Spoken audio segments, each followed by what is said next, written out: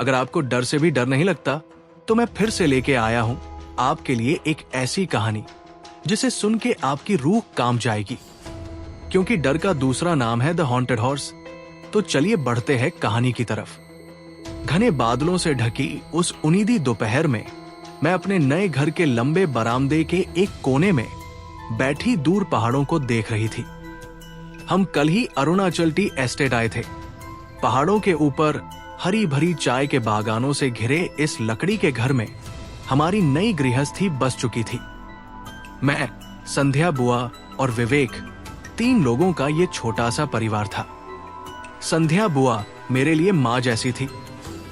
जब मैं बहुत छोटी थी और माँ गंभीर रूप से बीमार हो गई थी, तभी से बुआ ने मुझे संभाला। शादी के बाद इतने दूर पहाड़ों में आना पड़ेगा, ये सोचकर विवेक ने खुद ही बुआ से अनुरोध किया था कि वे हमारे साथ चले। मैं इन्हीं ख्यालों में खोई थी कि देखा सूरज की नर्म रोशनी पहाड़ों की ढलानों पर फिसलती जा रही थी। आज दिन भर बारिश होती रही थी।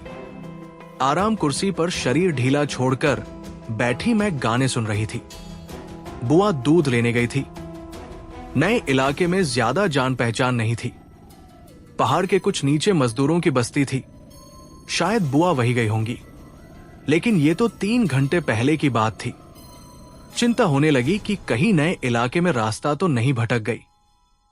तभी अचानक मुझे मां की याद आई।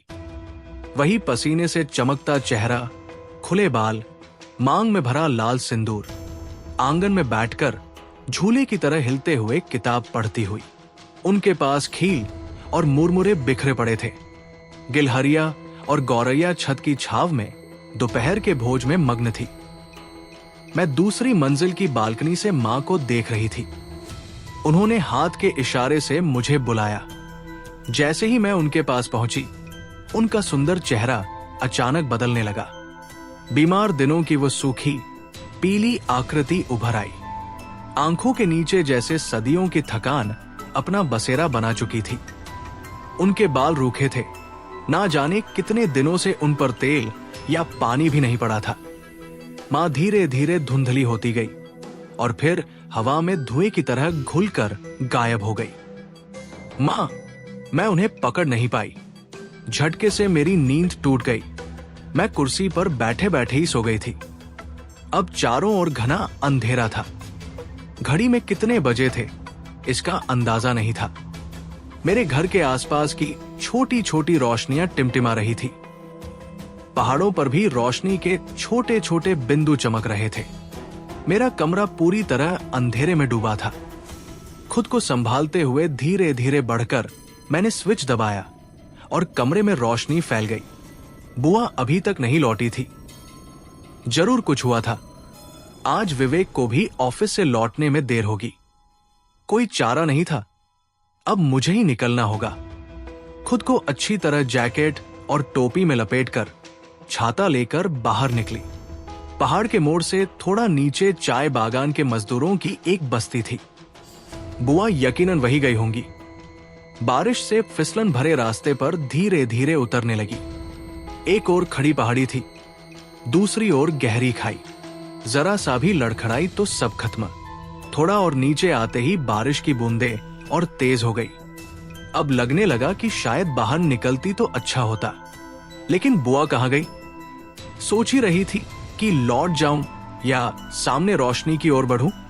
तभी अचानक बहुत जोर से बिजली कड़की।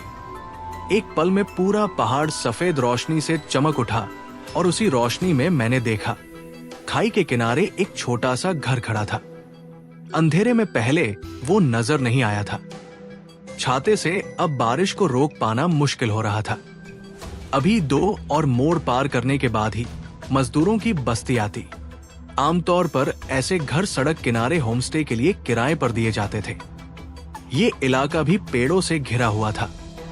लकड़ी के उस घर के एक कमरे से पीली रोशनी झलक रही थी। मैंने तय किया कि पहले वही जाकर मदद लूं। कंकड़ से ढके रास्ते पर कुछ कदम बढ़ी ही थी कि पीछे से एक महिला की आवाज सुनकर ठिठक गई। मेरे बेटे को देखा है? नहीं, मैंने तो किसी को नहीं देखा। क्या तुमने इस रास्ते में किसी औरत को देखा? बूढ़ी औरत मेरी बातों का जवाब दिए बिना अंदर जाने ही वाली थी कि अचानक जोरदार बिजली कड़क उठी। मैं घबराकर दोनों हाथों से कान ढकने की कोशिश कर ही रही थी कि तेज हवा के झोंके से मेरा छाता उड़कर खाई में गिर पड़ा।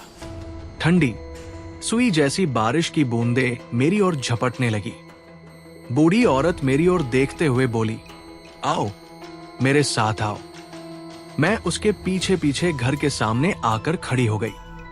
अचानक फिर से बिजली कौंधी और उसकी रोशनी में मैंने देखा घर के ऊपर लगे साइन बोर्ड पर लिखा था माया कॉटेज। बूढ़ी औरत ने दरवाजा खोला और इशारे से अंदर बैठने को कहा।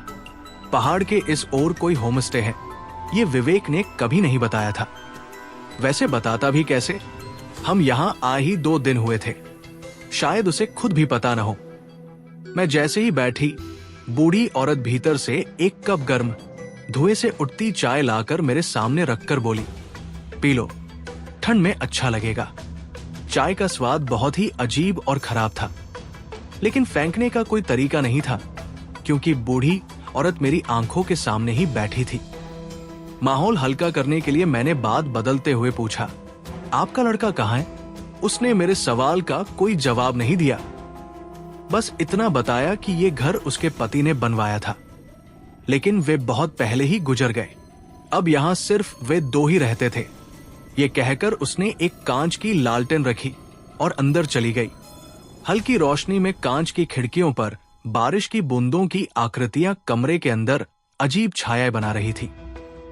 तभी अचानक मैंने जमीन पर एक घड़ी पड़ी देखी। ये वही घड़ी थी जो मैंने बुआ को गिफ्ट दी थी। मेरा पूरा शरीर सुन्न हो गया। मैंने बूढ़ी औरत से घबराते हुए पूछा, ये घड़ी कहां से मिली आपको? वो ठंडी हंसी हंसते हुए बोली, कुछ देर पहले एक औरत आई थी, शायद उसी की होगी।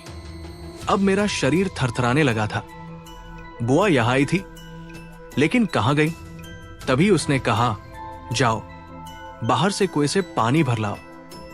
बाहर अंधेरा था, बारिश तेज हो चुकी थी, लेकिन मेरे पैर खुद ब खुद घर के पीछे बने कुएं की ओर बढ़ने लगे। और जब मैंने टॉर्च की रोशनी कुएं के अंदर डाली तो मेरी चीख मेरे गले में घुटकर रह गई। और ऐसी ही डरावनी कहानी के लिए मेरे चैनल को सब्सक्राइब जरूर करें।